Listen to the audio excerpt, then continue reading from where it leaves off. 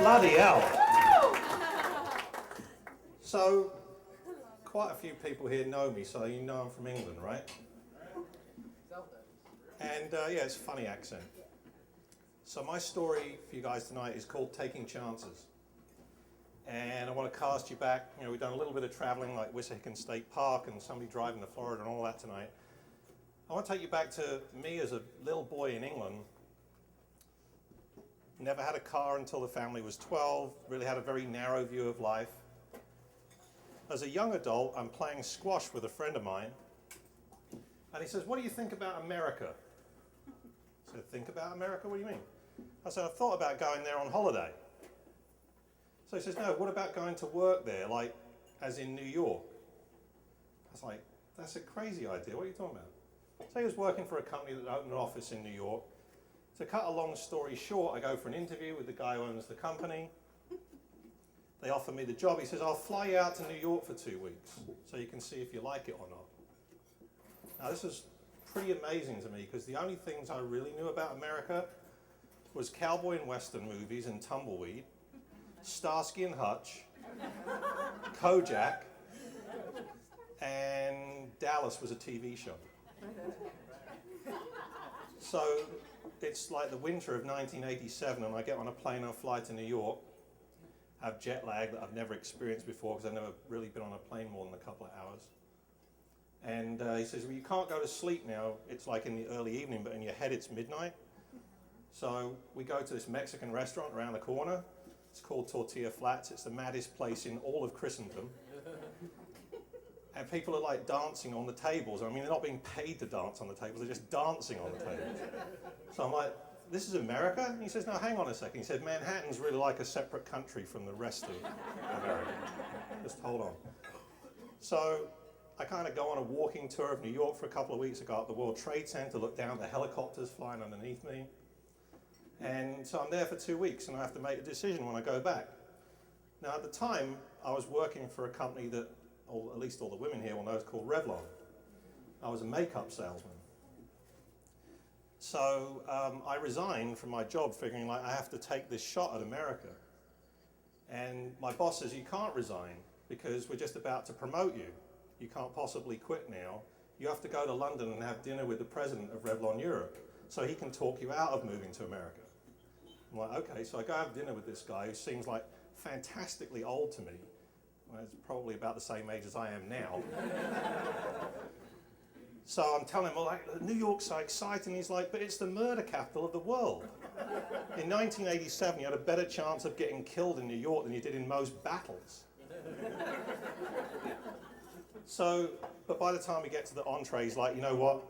If I was your age, I would go to America too." So I moved to America, and then I step into this strange land, this unbelievable land where, well, one of the first posters I saw on a lamppost in Manhattan was for Danny the Wonder Pony. So Danny the Wonder Pony was a man, or a young man, who would get on all fours in a nightclub and they would put a saddle on his back and a bridle in his mouth and women would ride him around the nightclub. So I don't really know the expression "you're not in Kansas anymore" because I hadn't actually been into the Wizard of Oz or anything, but like it was beginning to dawn on me that I was not that little boy in this quiet little English town anymore. So got invited to a party in Spanish Harlem. Now this is pre-Giuliani days, like for those of you who've been to New York then and subsequently, this is like pre-New Yorkers Disneyland.